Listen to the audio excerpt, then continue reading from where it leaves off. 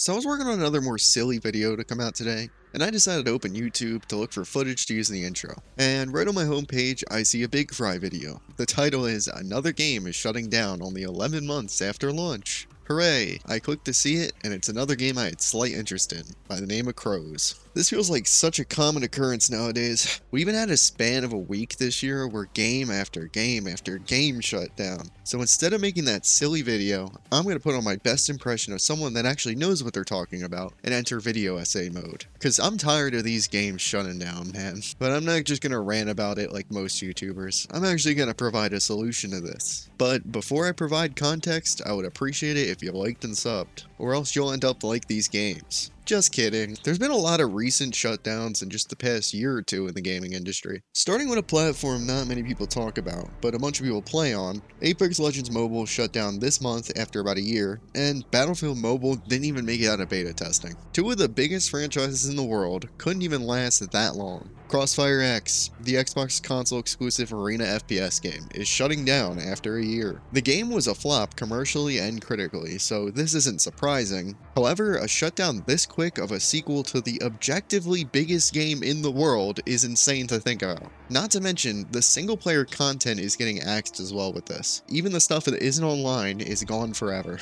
The Square Enix game Babylon's Fall is shutting down as well, which, despite it being a massive flop as well, is now permanently gone to the small player base it had left. This is also a Platinum Games project as well, which is usually a well-acclaimed studio. Square Enix also made a Final Fantasy Battle Royale that I never got to play because it's just completely offline now. And Final Fantasy is probably their biggest franchise right now. Rumbleverse was a small niche wrestling battle royale that I can attest was really fun, and I might be making a video about it soon. It shut down earlier this year to little fanfare, which disappointed me because this game was actually really solid. It even had the Epic Games push behind it as well. A game I wanted to pick up and check out since it was genuinely innovative and unique is Lemnis Gate, or Lemnis Gate, or whatever. It was basically chess into an FPS form. Well, guess what? It's shutting down next month. Spellbreak is another game I was going to spotlight on this channel earlier this year. It was a Magic-focused battle royale and was really cool to see a Magic game of high quality that came out recently. I went to go play it in late January, already shut down. Possibly the biggest massacre of games this year was Nintendo shutting down their old eShop completely. While the games on here don't require multiplayer mostly, the only way to get any of these games now is through an unintended means. And it wouldn't be Nintendo without them rubbing salt on the wounds, so they decided to update the 3DS afterwards to make it harder to hack. And the one that hit closest to home for me was Activision shutting down a large portion of the clients used to play older Call of Duties. This is something that I've been involved with and played for years, so it sucks to have the only way to play these games be relatively unsafe now. There are ways to still use the clients, but the average person is going to struggle now. On the same note, I found out while researching this video that the small community for the game Evolve was also impacted by a big publisher kicking the little thing they had left. They are taking off peer-to-peer matchmaking for those games, and while they can still be played by other means, it's still a kick in the teeth for the passionate group of people that still play this game. And EA did this as well with some older titles like Medal of Honor and Assassin's Creed. Some of these games you have probably never even heard of. Honestly, I could probably bet you didn't even care about most of these games. But the problem is someone does, and in the past, they could play those in peace forever. Well, now that's just not possible. Minus the Nintendo eShop example, I think we can find one common denominator here. All of these games have a huge focus on multiplayer. Big surprise, I know. Ever since the mid-2010s, there has been a big obsession with making a multiplayer game that is a household name. It started with shoehorned-in multiplayer modes, then COD clones and zombie modes, then battle royales, and now it seems to be extraction shooters. Good job, Bungie. Some of these are bad, but some of these are awesome cult classics with a small fan base. Well, that's too bad. With the way these games are designed, they need a ton of players to survive and make money. Take a look at battle royales. For the majority of them, you need at least 100 players in a single match, which calls for a very large player base. And for the games that are free, they need constant new people buying microtransactions to keep everything updated and running. Honestly, that's the same case for games that aren't free as well, but that's a different point. And if they can't do that, then they're shutting down forever. And that leads to another point. These games are designed to have thousands of players, but that's the problem. Not every game can be Fortnite. For every Apex, there's 100 hyperscapes. That's a fundamental design flaw that goes deeper than even gaming. We only have 24 hours in the day, and there's not an unlimited amount of players. You can play 30 different games, but you aren't going to have time to finish every game's battle pass. In this design model that relies on constant player growth and retention, the top dogs are going to win since people are going to stick to those. That's what these big publishers don't understand. But why do these games shut down quicker than a lot of these older multiplayer games on the market? Well, yet again, it's a fundamental difference in design. Most multiplayer games now require you to connect to the servers of the developers to even get past the title screen. This lets developers make sure that everything's controlled by them, especially in the purchases department. And if those servers get shut down, there isn't a game to play. This wasn't a big thing back in the day. Most games ran off peer-to-peer connections, so it was much less of an issue to support these games long term. Look at COD. They didn't even have dedicated servers until Black Ops 4. There's issues with the matchmaking being relatively old and unsupported, but you can still go play COD 4 on the Xbox 360 nowadays. And even before that, we used to be able to use community servers. This let people play games essentially forever, as long as one kind soul ran a server to play. Older Battlefields still have players because of stuff like this. And the first game that really pushed that away was Battlefield 5, and that game is a mess right now. Ultimately, I think most of these games die due to a paradox of sorts. I don't know if I'm using that term right, but it's close enough. The reasons I mentioned prior aren't the end-all be-all, and even game quality isn't that either. A good chunk of the games I mentioned are at least decent.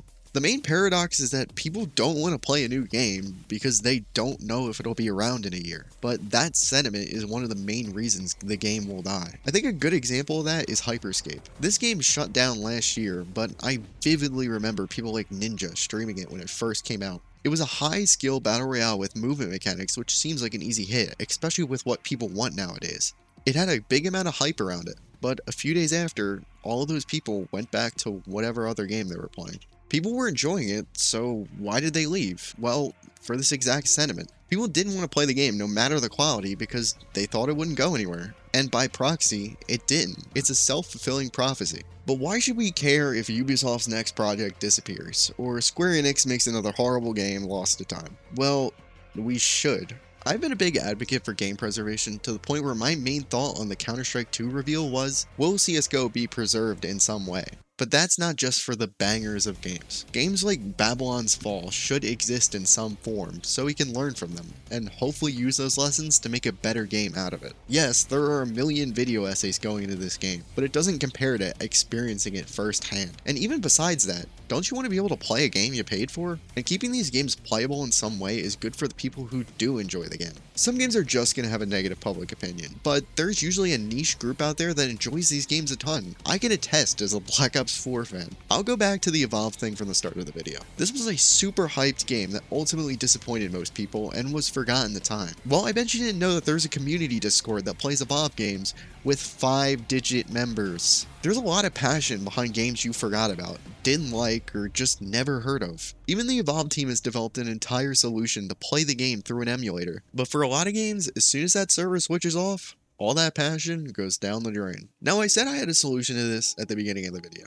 and it wasn't all doom and gloom. Well, that solution comes from Dodgeball. I purposely left one game out of the dead games section at the beginning. Now, you may or may not have heard of it, but it's a great game. It's called Knockout City. Despite it being great, it's shutting down soon. But why is it the solution then? Well, just look how they handled it. They spent time developing a separate version of the game that works privately. You can play with bots, play with your friends, or join a server that's up by someone. There isn't going to be official servers, but that's okay. You can still play the game in full and experience all the content it had. They're even leaving all of the events that were in prior seasons to the game. The community of passionate players can still enjoy it. It seems like such a simple solution, but this is extremely rare to see, but it's ultimately extremely commendable. Honestly, the main reason that this isn't done is because money. It probably doesn't take too much effort to get these private versions of the games running, but for big evil publisher number 47, what's the point? You win people on your other game, it's still dev time away from other projects, and ultimately doesn't make them any more money. But we can hope that this becomes a trend. It's already been a thing for a while to develop private clients for games, especially MMOs and Call of Duty, like I mentioned prior. Now, the developers are doing the years of work a community takes in much less time and still letting those small communities thrive. My video probably won't change much, and as I put it out, another game will probably get killed.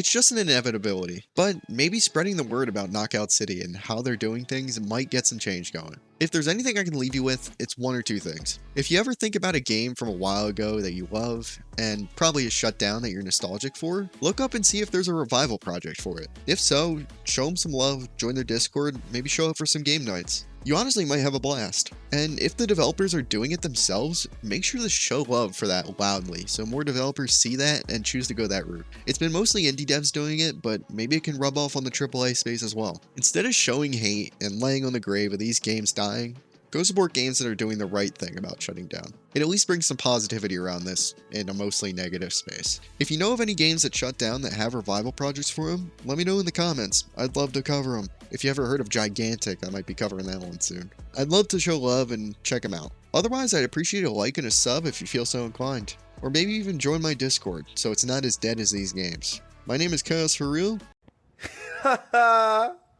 Man, I'm dead.